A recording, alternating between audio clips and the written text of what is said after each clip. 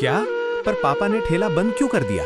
अगर वो इतना अच्छा बनाते थे तो फिर ऐसा क्या हुआ कि उन्हें काम बंद करना पड़ा? ये तो अब गांव में कोई नहीं जानता कि ऐसा क्या हुआ था। ये तो अब तुम्हारे पापा ही बताएंगे।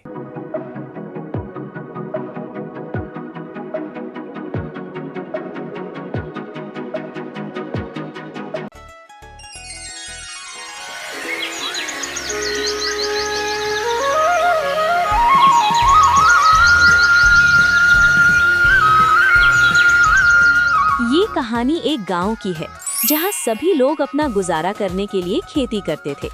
गांव में खाने के लिए केवल एक ही जगह थी, गांव के मुखिया गजराज सिंह का ढाबा। वहां उनका एक चालाक नौकर रंगू काम करता था। एक दिन दुकान पर रंगू गजराज सिंह से कहता है,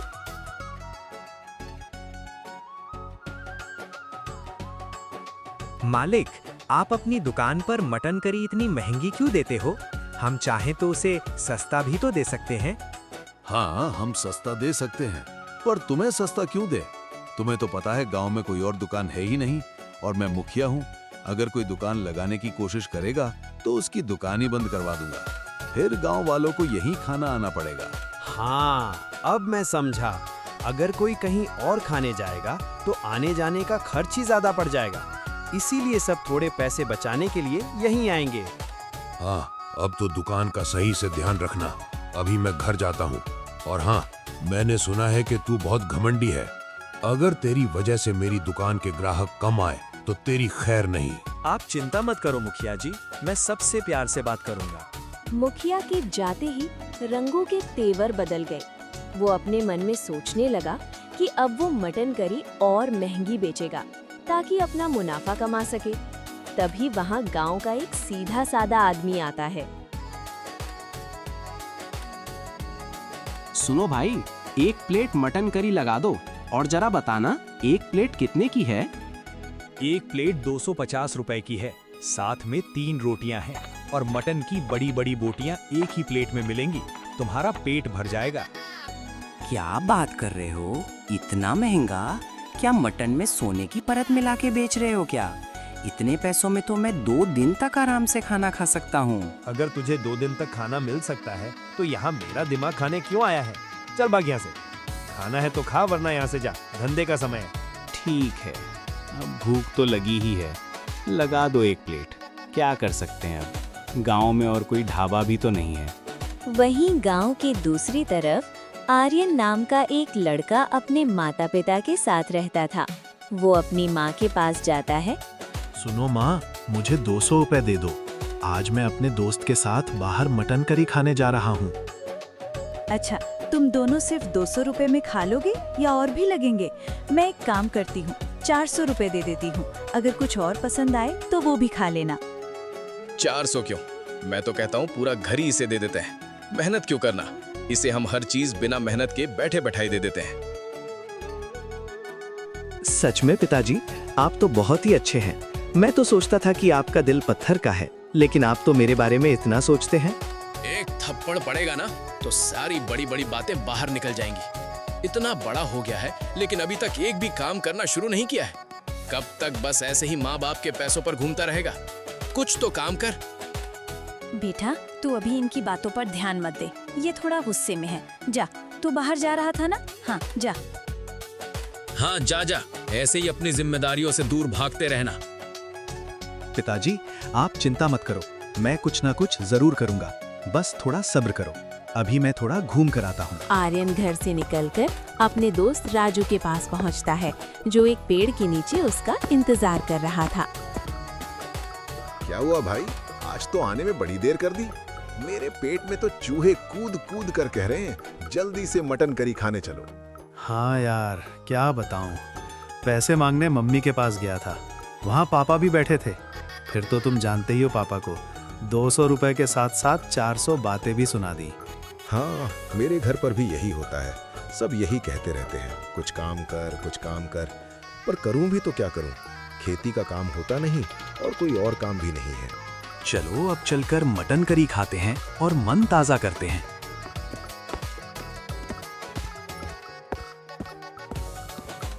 दोनों दोस्त रंगू के ढाबे पर पहुंचते हैं।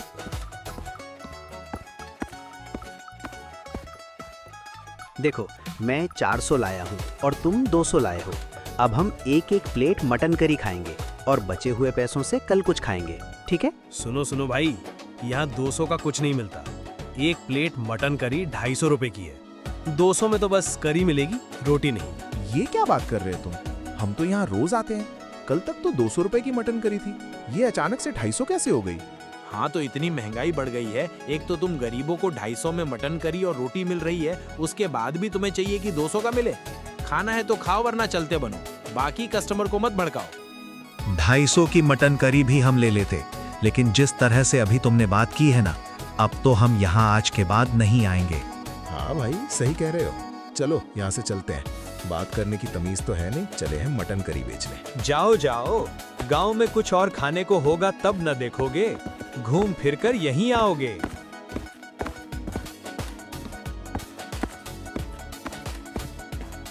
रास्ते में मुखिया गजराज सिंह अपने खेतों का काम देख रहे थे।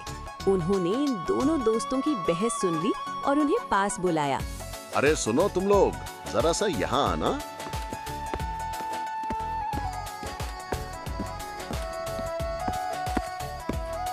क्या हुआ मुखिया जी, आपने हमें यहाँ क्यों बुलाया है? मैंने सुना तुम कुछ महंगी मटन करी जैसा कह रहे थे। गांव में तो एक ही जगह मटन करी मिलती है, मेरी दुकान पर, लेकिन मैं तो महंगा नहीं देता। क्या मुखिया जी, कल तक आप मटन करी 200 में देते थे, वही मटन करी आज आपका नौकर 250 में दे रहा है। क्या कहा? 250 में? कुछ तो गड़बड़ है। लगता है ये रंगू पैसे के घपले के लिए मेरे पीछे पीछे 250 में मटन करी बेच रहा है। मुखिया गजराज सिंह गुस्से में आग बबूला होकर अपने ढाबे पर पहुंचता है और रंगू से बोलता है,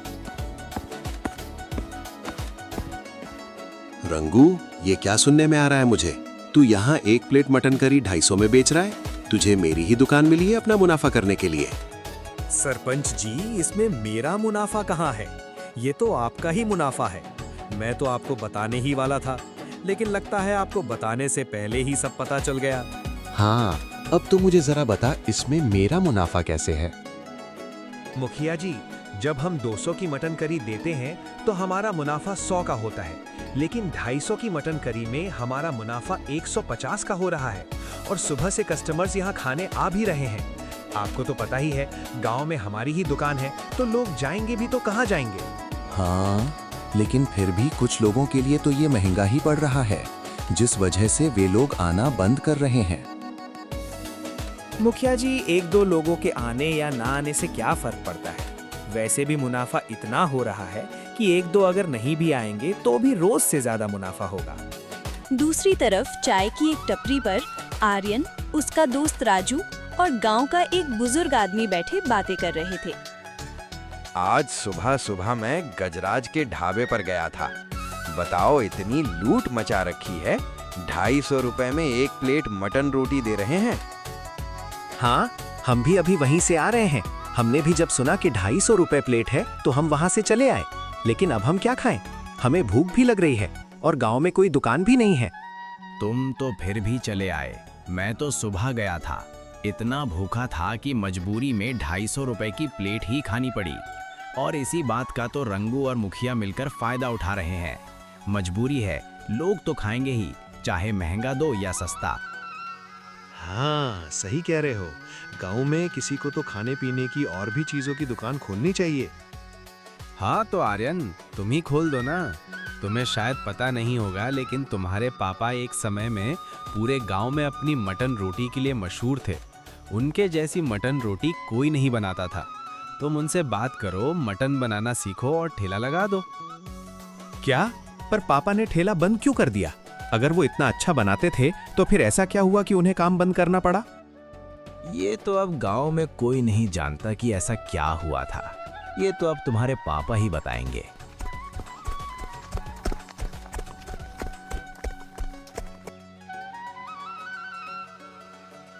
पापा, मैंने सुना है कि बहुत पहले आप गांव में मटन रोटी का ठेला लगाते थे और आप बहुत ही स्वादिष्ट बनाते थे। फिर आपने अपनी दुकान क्यों बंद कर दी? हाँ, सही सुना है बेटा तुमने। तुम्हारे पापा के हाथ की मटन रोटी पूरे गांव में मशहूर थी। लोग खाते खाते उंगलियां भी चाट लेते थे। अच्छा, तो पापा फिर आपने ठेला क्यों बंद कर दिया? अगर आज भी आप ठेला लगा रहे होते तो हमें कितना मुनाफा होता। हाँ बेटा, पर गांव में मेरी मटन रोटी इतनी मशहूर थी कि सब मेरी ही दुकान पर आते थे। उसी समय मुखिया गजराज सिंह की भी दुकान थी, लेकिन उसकी दुकान पर कोई नहीं जाता था। इसलिए एक रात गजराज ने मेरे ठेले में आग लगा दी। क्या मुखिया जी ने ऐसा किया? हाँ बेटा, हम दूसरा ठेला ले लेते, लेकिन उसी समय तुम बीमार पड़ गए और मेरे सारे पैसे तुम्हारे इलाज में खत्म हो गए। उसके बाद मेरी भी हिम्मत नहीं हुई कि मैं वापस नया ठेला लगाऊं। पर तुम अचानक से ये सब क्यों पूछ रहे हो? मैं इसलिए पूछ रहा हूँ क्योंकि मैंने सोचा है कि मैं भी मटन रोटी का ठेला लगाऊंगा। आप बस मुझे मटन रोटी बनाना सिखा देना, बाकी सब मैं संभाल लूंगा। अच्छा ठीक है, फिर जाओ बाजार से मटन, मसाले और सब्जियां लेकर आओ। आर्यन और उसका दोस्त राजू मटन खरीदने कसाई की दुकान पर पहुंचते हैं।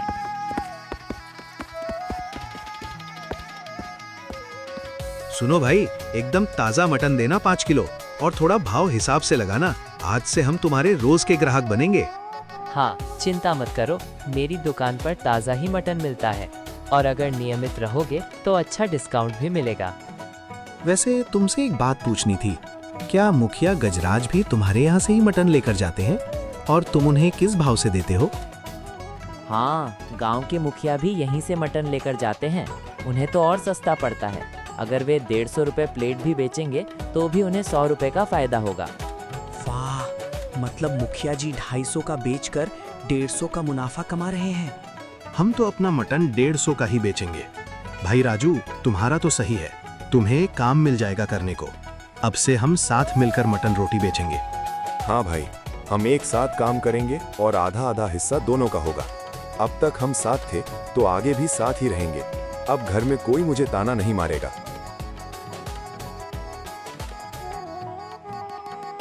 दोनों मटन लेकर आर्यन के घर पहुंचते हैं, जहां उसके पिता उनका इंतजार कर रहे थे। अरे, तुम दोनों ने आने में बहुत देर कर दी। अब सुनो, मटन तो कोई भी बना लेता है, लेकिन मेरे मटन में स्वाद एक जादुई तरीके से आता है। कैसा जादुई तरीका पापा? क्या कोई जादुई केमिकल है या कोई खास मसाला है? हाँ, वो एक जादुई मसाला है जिसे हमारे पूर्वज इस्तेमाल करते थे। आज मैं तुम्हें वही मसाला डालकर मटन करी बनाकर खिलाऊंगा। अब तुम दोनों कमरे में आराम करो और मेरी मटन करी का इंतजार करो।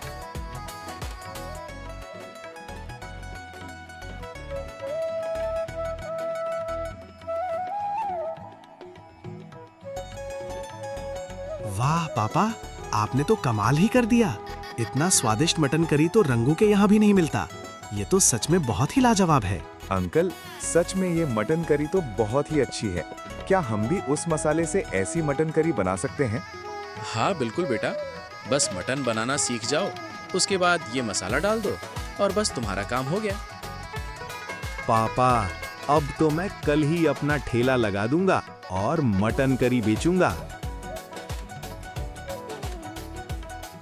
अगली सुबह आर्यन और राजू ने पूरे जोश के साथ गांव के मुख्य चौराहे पर अपना नया ठेला लगाया। तभी वहां गांव का वही आदमी आ पहुंचा जो मुखिया के ढाबे से परेशान था। वाह आर्यन भाई, कल बात हुई और आज ठेला भी लगा दिया। लगता है तुम्हारा पहला ग्राहक मैं ही हूँ। हाँ भाई, अभी अभी दुकान लगाई है। मटन मेरे पापा की रेसिपी से बना है, बिल्कुल वैसा ही स्वाद मिलेगा जैसा पुराने समय में मिलता था। अच्छा, और तुम एक प्लेट कितने की दे रहे हो? कहीं तुम भी मुखिया की तरह जेब तो नहीं काटोगे? अरे नहीं भाई, मैं तो सिर्फ 150 रुपए की प्लेट दे रहा हूँ। इसमें आपका पेट भी भरेगा और स्वाद भी मिलेगा। क्या बात है, ये तो बहुत सस्ता है। लाओ, एक प्लेट लगा दो। देखना, अब तो पूरा गांव तुम्हारे यहीं आएगा। देखते ही देखते जादुई मसाले की खुशबू पूरे गांव में फैल गई। आर्यन के ठेले पर भीड़ लग गई, जबकि दूसरी तरफ गजराज सिंह का ढाबा पूरी तरह खाली पड़ा था। गजराज सिंह गुस्से में रंगू पर चिल्लाता है। देख रंगू, तेरी वजह से ये सब हुआ है। तूने दाम बढ़ाए और अब देखो, मेरी दुकान पर एक कुत्ता भी नहीं भटक रहा। मालिक, ये सब दाम की वजह से नहीं हुआ है। आपको खबर नहीं मिली? उस आर्यन ने अपना ठेला खोल लिया है और 150 रुपए में मटन बेच रहा है। क्या? उस छोकरे की इतनी हिम्मत? वो भूल गया कि मैंने उसके बाप के ठेले का क्या हशर किया था। लगता है इतिहास दोहराना पड़ेगा। मालिक, तो फिर देर किस बात की? आज रात उसका काम तमाम कर देते हैं, फिर कल से लोग मजबूरी में हमारे पास ही आएंगे। रात के अंधेरे में गजराज सिंह चुपके से आर्यन के ठेले के पास पहुंचा और उसमें आग लगा दी। वो खुशी से नाचने लगा कि अब उसकी बादशाहत वापस आ जाएगी। अगली सुबह जब आर्यन और राजू वहां पहुंचे तो सब कुछ राख हो चुका था। गांव वाले भी वहां इकट्ठा हो गए। भाई, ये क्या हो गया? हमारा सब कुछ जल गया। अब हम क्या करेंगे? क्या हमें वापस उस मुखिया के पास ही जाना होगा? नहीं राजू, रो मत। जो गलती मेरे पापा ने की थी वो मैं नहीं दोहराऊंगा। जिसने भी ये किया है उसे लगा कि ठेला जलाकर वो मेरा हौसला तोड़ देगा, लेकिन वो गलत है। आर्यन, तुम्हें परेशान होने की जरूरत नहीं है। मेरे पास एक पुराना ठेला है, तुम वो ले लो। हम गांव वाले तुम्हारे साथ हैं। धन्यवाद काका, लेकिन इस बार हम सतर्क रहेंगे। आज रात हम उसे रंगे हाथों पकड़ेंगे।